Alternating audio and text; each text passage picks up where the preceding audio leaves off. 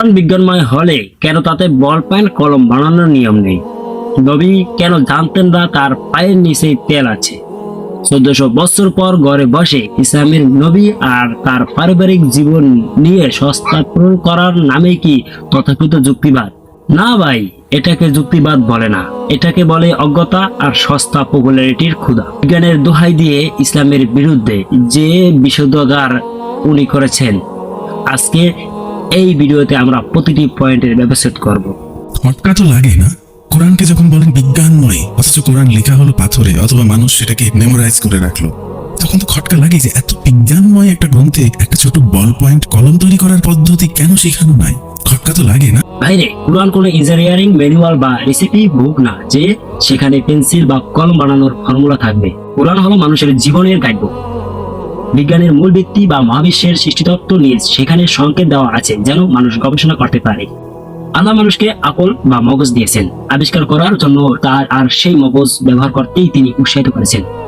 এখন আপনি যদি জিপিএ 5 পাওয়ার জন্য গাইড বই না পড়ে তাতে বিরিয়ানি রান্নার রেসিপি খুঁজেন, তবে দোষটা কি বইয়ের না আপনার বুদ্ধির? কর্তার যোগাযোগ আছে, যিনি সব জানেন, সবকিছু বুঝেন, যার কাছে সময় বলে কিছু নেই, আদি অন্ত যার সবকিছুই জানা, সেই সব জানতার কাছ থেকেও সেই মানুষটি জানতে পারলো না যে তার পায়ের নিচে তেলের ভান্ডার রয়েছে, তার পায়ের নিচে অফুরন্ত সম্পদের ভান্ডার রয়েছে।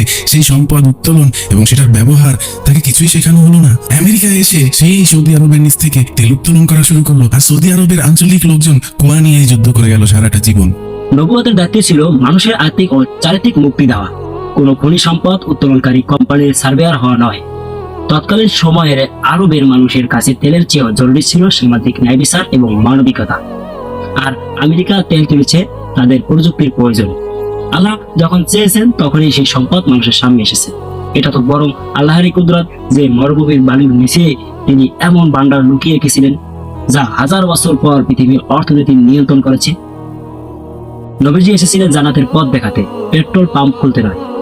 উত্তর মেরুতে যে 6 মাস টানা একদিন থাকে, সেখানে মানুষগুলো কিভাবে রোজা রাখবে সেই মানুষগুলোকে নিয়ে কি কোনো চিন্তা ছিল না? না, চিন্তা তো থাকবে তখন যখন আগে জানবে যে হ্যাঁ, উত্তর মেরুতে এরকম দিন হয়, 6 মাসেও একদিন হওয়া সম্ভব। এটা তাকে জানতে হবে, এটা তো জানতো না। সে কিভাবে সর্বজ্ঞানী হয়, কিংবা সর্বজ্ঞানীর সাথে কিভাবে তার সংযোগ থাকতে পারে? খটকা লাগে না ভাই? কথা যখন যুক্তির রূপ নেয় তখন এমনই হাস্যকর শোনায়। ইসলামের ফিকহ শাস্ত্রে বহু আগে থেকেই এর সমাধান দেওয়া আছে।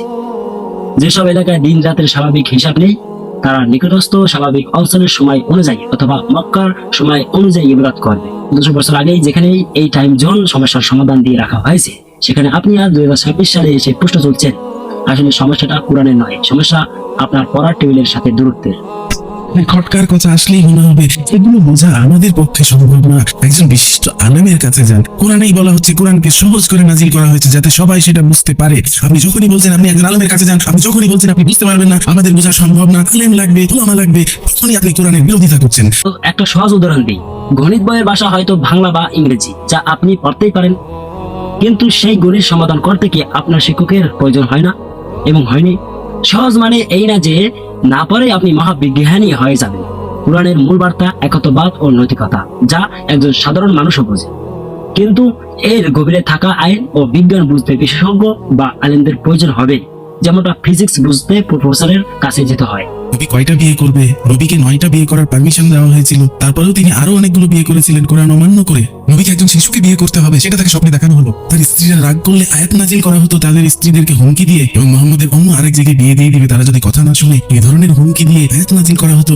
1400 বছর আগের আরবের সংস্কৃতি আর আজকের পশ্চিমা নৈতিকতাকে এক করে দেখাটাই হলো সবচেয়ে বড় দুর্মূর্খতা। নবীর প্রতিটি বিবাহ ছিল রাজনৈতিক ঐক্য বা সামাজিক সংস্কারের অংশ।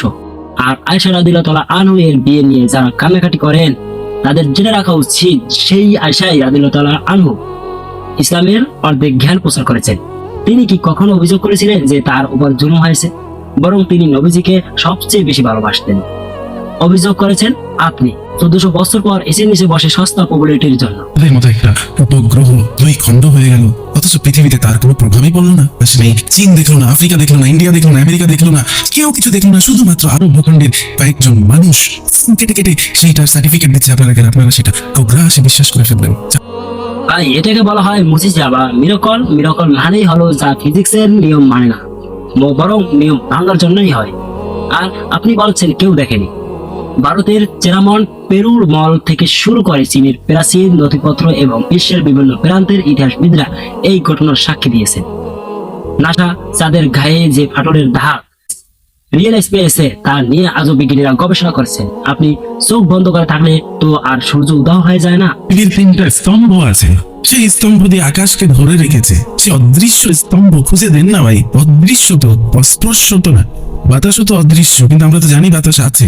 সেই 3টা অদৃশ্য স্তম্ভ খুঁজে বের করেন না, যে স্তম্ভ দিয়ে আকাশকে ধরে রাখা হয়েছে। আকাশ যেন একটা ডেকোরেশন, আকাশ হচ্ছে একটা ছাদ, সেখানে তারা হচ্ছে ছোট ছোট ডেকোরেশন। চন্দ্র আরো অনেক দূরে আছে। এই ছিল তাদের গ্রহ উপগ্রহ নিয়ে জ্ঞান। এটা অস্বাভাবিক কিছু না। সে সময়ের মানুষ পৃথিবী থেকে বসে বসে বড় যায় এটুকুই দেখতে পারতো। কুরআন বলেছে, স্তম্ভহীন আকাশ বিনা ইমাদ। আধুনিক বিজ্ঞান কি আজ স্বীকার করে না যে গ্র্যাভিটি বা মহাকর্ষণ বলই গ্রহ নক্ষত্রকে নির্দিষ্ট কক্ষপথে ধরে রেখেছে? এই অদৃশ্য গ্র্যাভিটি কি সেই অদৃশ্য স্তম্ভ নয় যা চোখে দেখা যায় না, কিন্তু যার অস্তিত্ব ছাড়া পুরো মহাবিশ্ব তাসের ঘরের মতো ভেঙে পড়তো? বিজ্ঞান যেটা আজ প্রমাণ করেছে, কুরআন সেটা 1400 বছর আগে এক শব্দে বলে দিয়েছে। তারা দেখতে পারতো পৃথিবী স্থির, তার চারপাশে চাঁদ ঘুরছে, তার চারপাশে সূর্য ঘুরছে। অদৃশ্য কোনো পিলার দিয়ে নিশ্চয়ই এই ছাদটাকে ঠ্যাক দিয়ে রাখা হয়েছে, যাতে মানুষের মাথার উপর ভেঙে না পড়ে। পাহাড় পর্বত দিয়ে পৃথিবীকে ব্যালেন্স করে রাখা হয়েছে। রাতের বেলা সূর্য কিছু একটা নিচে চলে যায়, আবার সকালবেলা উদয় হয়। সূর্য যে আসলে একটা নক্ষত্র, অন্যান্য যত তারা আছে সেই তারাগুলোর মতোই আর একটা তারা, এটা ভাবার মতো তো তাদের ক্যাপাসিটি ছিল না। যদি ভূতত্ত্ব থিওরি অনুযায়ী পাহাড়ের মূল অংশ মাটির গভীরে পেগ বা পেরেকের মতো পরিস্থিতি, যা টেকটোনিক প্লেটের ভারসাম্য রক্ষা করে। কুরআন ঠিক এই আওতাত পেরেকের মতো শব্দটাই ব্যবহার করেছে। মরুভূমির একজন মানুষ কিভাবে জানলেন পাহাড়ের নিচে রুট বা মূল থাকে? এটা কি বিজ্ঞান নাকি স্রষ্টার বাণী? এরকম একটা সূর্য যে বানাতে পারে, সে তার পক্ষের মানুষদেরকে কি দিয়ে সাহায্য করেছে? আবাবিল পাখি দিয়ে। এই যুগের একটা গলতি বইয়ের কাছে যে পাখি ধরাশায়ী হয়ে যাবে, সেই পাখি দিয়ে হেল্প করেছে। যুদ্ধ বিমান তো দূরের কথা, নিউক্লিয়ার বম তো দূরের কথা, সামান্য একটা ট্যাঙ্কও না। সূর্য যে আসলে এত শক্তিশালী কিংবা মহাবিশ্ব যে আসলে এত বিশাল, সে সম্পর্কে তাদের বিন্দু মাত্র কোনো ধারণা ছিল না। স্রষ্টা কোনো টেকনোলজির উপর নির্ভরশীল নয়। যে স্রষ্টা একটা অদৃশ্য ভাইরাস দিয়ে পুরো পৃথিবীকে লকডাউন করে দিতে পারেন, তিনি আবাবিল পাখি দিয়ে হাতির বাহিনীকে ধ্বংস করতে পারেন।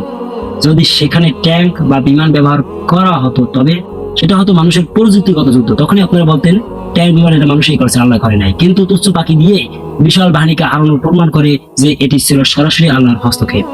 আল্লাহ তার ঘর রক্ষার জন্য কোনো মেড উইন ইউএস অস্ত্রের মুখোমুখি নয়। একটা ইহুদি নারীর দেওয়া বিশ্ব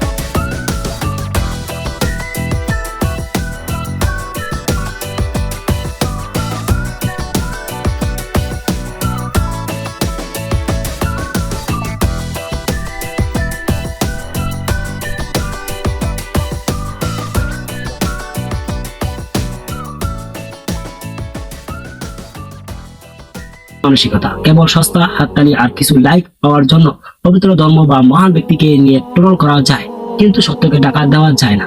আপনি যদি নিরপেক্ষ দৃষ্টিতে দেখেন তবে দেখবেন বিজ্ঞান আজ যা আবিষ্কার করেছে ইসলাম তা 1400 বছর আগেই মানব জাতিকে জানিয়ে দিয়েছে। এবং বিজ্ঞান কিন্তু এই কোরআন রিসার্চই করে। আপনারা দেখেন, বিশেষ করে আপনারা দেখেন, যদি তারা কোরআন রিসার্চ না করতো তাহলে অনেক অনেক বড় বড় বিজ্ঞানীরা ইসলাম গ্রহণ করতো না। আপনার চোখ আছে, মগজ আছে, চিন্তা করার ক্ষমতা আছে। সিদ্ধান্তটা আপনার। ভিডিওটি যদি তথ্যবহুল মনে হয় তবে শেয়ার করুন এবং অন্যদের সততা জানার জন্য সুযোগ করে দিন। আপনার মতামত অবশ্যই কমেন্ট বক্সে জানাবেন এবং আল্লাহ আমাদের সবাইকে সঠিক পথ দেখান এবং সুস্থ বিবেক দান করুন। সকলে কমেন্ট বক্সে লিখে দেবেন আমিন এবং আপনাদের মতামত জানাবেন। আসসালামু আলাইকুম।